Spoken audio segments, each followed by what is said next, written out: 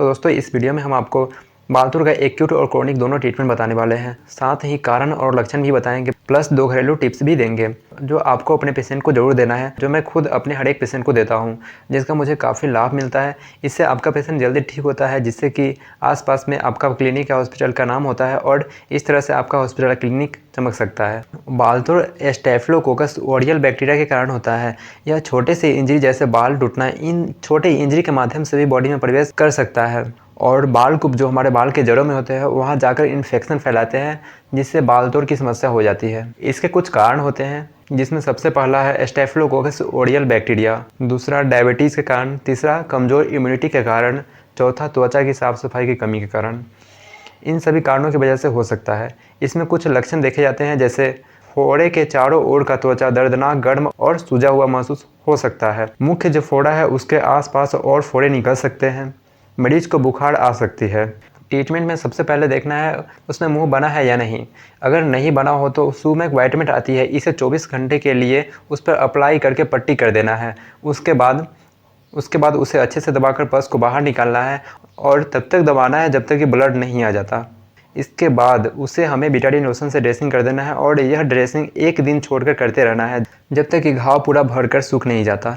इससे जल्दी रिकवरी मिलेगी, क्योंकि वुंड भी जल्दी भरेगा और बाहरी इन्फेक्शन भी नहीं लगेगा। ट्रीटमेंट में मेगापेन कैप्सूल, जिसके अंदर एम्पिसिलिन 250 mg और क्लोक्सासिलिन 250 mg होता है, इसे सुबह शाम देना है। इसके प्राइस की बात करें तो ये लगभग 60 से 70 रुपये में मिल जाते हैं। या इसके जगह पर आप ऑगमेंटिन 625 mg भी दे सकते हैं, जिसके अंदर एमोक्सिसिलिन 500 mg और पोटासियम क्लोराइड 125 mg होता है।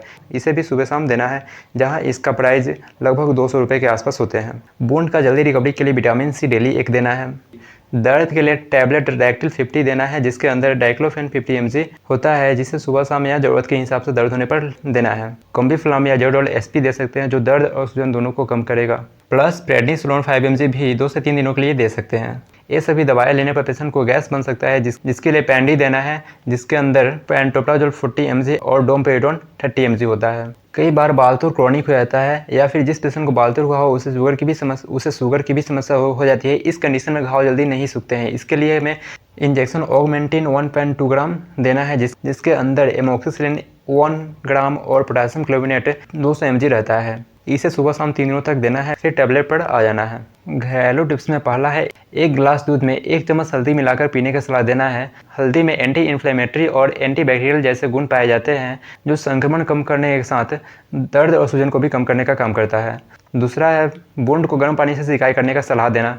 इससे स्वेलिंग बहुत जल्दी कम हो जाती है। अगर आप अपने पेशेंट को ये दोनों टिप्स देते हैं तो उसका स्वेलिंग बहुत जल्दी रिकवर होता है।